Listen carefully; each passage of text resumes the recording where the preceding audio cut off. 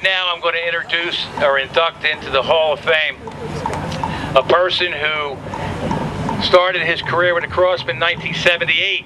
78. Wow. You guys weren't even born then, were you? Huh? Okay. 1978. This gentleman, and I say gentleman because he's got to be old too. And he joined the Corps, joined the drum line, was a triple player. Marched for 4 years in the Crossmen. When he got out of the Corps, he couldn't bring himself to leave it, and he taught the Corps for many years after that.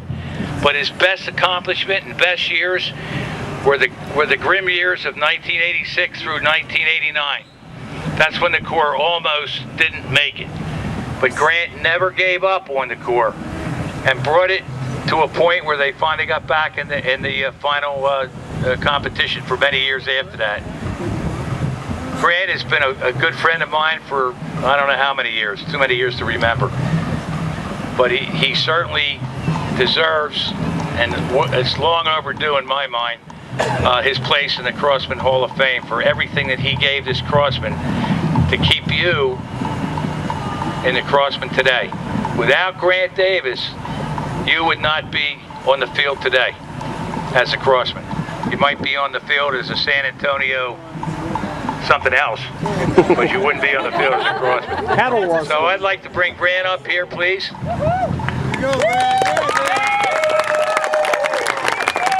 His plaque reads as follows: in recognition of your outstanding contribution to the tradition and excellence of the Crossmen and of your unique place in the history of this organization, Grant Davis is hereby elected to the Crossmen Hall of Fame this 7th day of August 2010 and is accorded the respect of all Crossmen for all times. When all else is gone, the bones remain.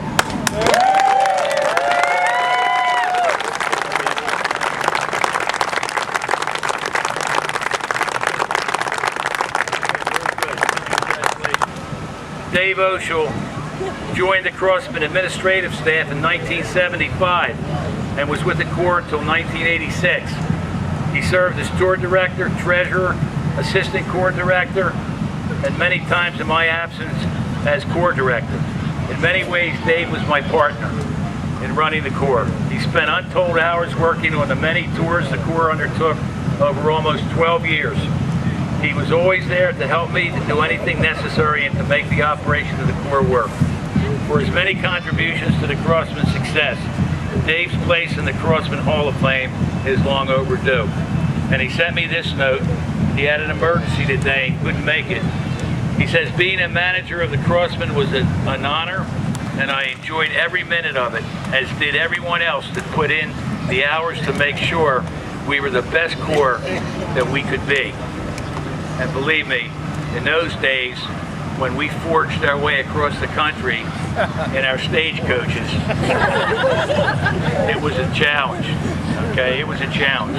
I've told many of you that I have a lot of Navajo Indian diners across the West that were once our buses. Okay.